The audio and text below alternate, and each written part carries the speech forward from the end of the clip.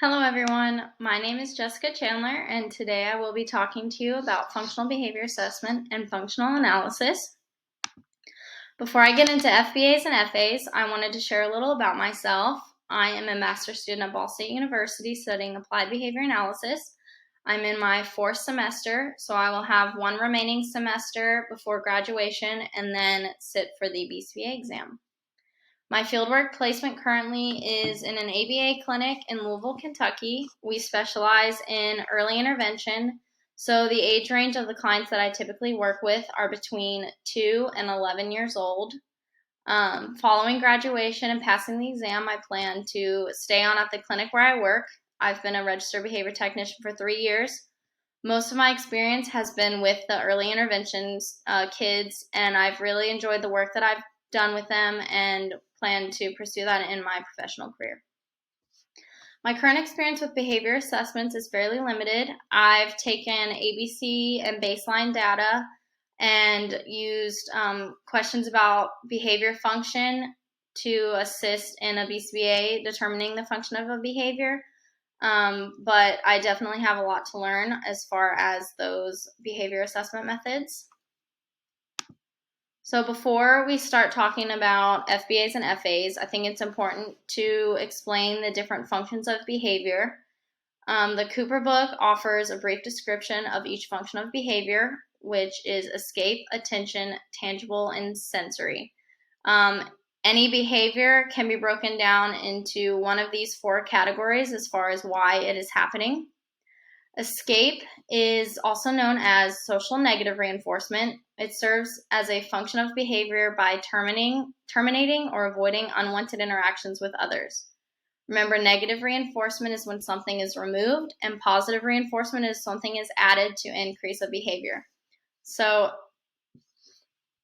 for example, a student may engage in an escape-maintain behavior by running away from a therapist when they are told to do an unpreferred activity like washing hands. The purpose of the behavior is to avoid the task, and that is reinforced by not having to do the non-preferred activity. Next, we have attention or social positive reinforcement. That behavior is maintained by positive reinforcement in the form of reactions from others. This can occur in situations where attention is infrequent and commonly occurs when an individual does not have the skills to gain attention appropriately. This is a common function of behavior I see in the clinic where I work, like when a therapist is looking down at their iPad to collect data. A child may rip a page out of a book or throw a toy or hit a range of aggression against the therapist to get a reaction and transfer attention back onto them. It doesn't necessarily need to be positive reintention. The client could still find it reinforcing. Like I said, young individuals with communicative disabilities often engage in attention-seeking behavior because they do not have the skill to ask for attention appropriately. Next, we will talk about tangible reinforcement. Cooper defines as behaviors that result in accessing reinforcing materials or other stimuli. Tangibles can include desired toys, activities, or edibles. They point out in the text that problem behavior may develop when they consistently produce a desired outcome or event. An example would be if a child is having a tantrum because they want a cookie before dinner, their parent gives them the cookie to make the tantrum stop. This reinforces the behavior or increases the likelihood it will happen again because the child accessed the desired tangible, which is a cookie, by throwing the tantrum. If a behavior serves a sensory function, this means that the reinforcement does not depend on the actions of others. The behavior produces its own reinforcement. An easy way to think of this is if the behavior still occurs when the individual is alone and it is still reinforcing, it probably serves a sensory function. Examples of these kinds of behaviors include hand flapping, thumb sucking, tapping, or humming. The behaviors that serve a sensory function can be more difficult to decrease or replace because there is less external control of the reinforcement because it is reinforcing in itself. So FBAs are used to address problem behaviors. Problem behaviors are continuous behaviors that hinder communication, social relations, and learning. They can cause harm to the individual, their families, peers, or those others around them. I like the way that Hanley described the point of an FBA. It's a way of saying, I don't know why you've been engaging in that extraordinary manner, but I will take some time to find out why and incorporate those factors into all attempts to change your behavior.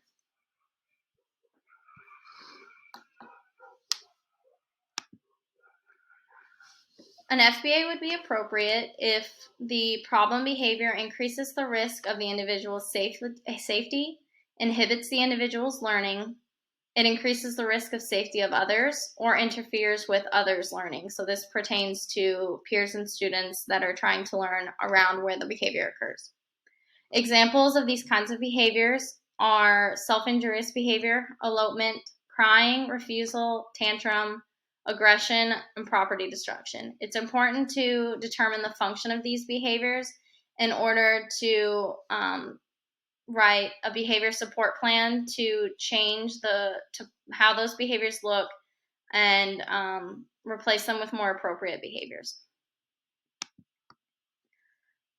So a functional behavior assessment has a few different methods to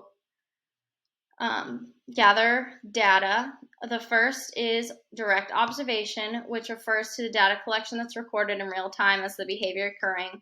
This includes the ABC data, which is antecedent, behavior, consequences. The direct observation has been proven to be the most efficient and reliable in determining the function of a behavior because the data is collected in the presence while the behavior is occurring, so the data is more reliable.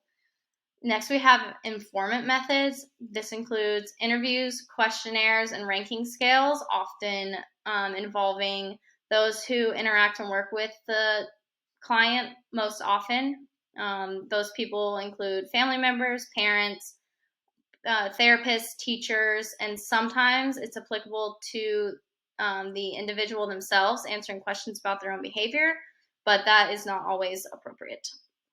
Lastly, we have the functional analysis, which involves manipulating the antecedents and consequences of the target behavior to understand their effects. The Cooper book has a visual aid similar to the one showed here, but the methods are set up like a pyramid with informant methods at the bottom, direct observation in the middle, and functional analysis at the top. It's ordered this way to illustrate that as you move up the pyramid, the level of training, time, and effort each level requires increases, but the prediction, control, and confidence in the data also increases. So what is the difference between an FBA and an FA? As you saw previously, an FA is a component of an FBA, but an FBA refers to any formal method of identifying the reinforcers that maintain problem behavior. It's a process for identifying the events that reliably predict and maintain problem behaviors. The goal of an FBA is to learn about the problem behavior and the context in which it occurs to form a BSP. The functional analysis, on the other hand, is the manipulation of antecedents and consequences in the person's natural environment that are arranged so that their separate effects on the problem behavior can be observed and measured. An FA would be used when the behavior data collection results are unclear. So when you use the indirect methods and direct observation to collect data and it is inconclusive or unclear what the function of the behavior is, a functional analysis could be used to more precisely pinpoint why the behavior is occurring. A functional analysis is broken into 5 conditions: free play, escape, attention, tangible, and sensory. Free play acts as the control condition, so there are no demands placed. The individual has access to all the reinforcers and preferred items or activities. It should contrive a scenario where the problem behavior would not occur, so that then each condition would be introduced with a different manipulation of the environment to determine which consequence maintains the behavior. There is some discrepancy as far as conducting functional analyses. Not all behaviors would be appropriate for an FA. The conditions are intended to trigger behavior. So if the behavior increases the risk of the individual's safety or well-being, such as with self-injurious behavior, if the behavior is set to increase, then that could have negative effects on the individual, cause them harm, cause long-term effects that would not be healthy or safe for them. There is a lot of extensive training and prep work necessary to conduct an FA. It usually involves a therapist and a BCBA. Each manipulation of the environment must be detailed in data collection to truly understand and pinpoint which function the behavior is serving. With this prep work, it uses a lot of time and resources, so it may not be appropriate in all environments. For example, a school, a teacher responsible for multiple students probably would not have the time and resources to conduct a functional analysis. So functional analysis is a kind of a last resort of an FBA if other data collection methods did not produce what the function of the behavior is. My personal experience with FBA and FAs, I have never done an FA myself in the clinic where I work. They have done a couple, and I have a general understanding of how they are conducted, but I did not play a part in those that were done in the clinic. I have collected ABC and baseline data. ABC stands for antecedent, behavior, and consequence. So I recorded what happened before the behavior happened, so the antecedent, the behavior, what the behavior looked like, and then the consequence, which is what was the result of the behavior, what reinforcement was provided, what happened. I've also used a QABF, which is a question about behavior function. Here's an example of what that looks like. There are 25 questions. Each question relates to one of the 5 behavior functions at the bottom. They included physical as a possible behavior function, like with the student was in pain, ill, had a physical problem, or uncomfortable, that would fall under those categories. The scale, each question is ranked 0, through 3, 0 being never, 1 rarely, 2 some, 3 often. These would be given to therapists, caregivers, maybe a teacher, as an indirect method to hypothesize what the behavior function is. Each question is scored, and the function of behavior are averaged and then graphed on a bar graph that looks similar to one on the right. The bars wouldn't normally be all the same level.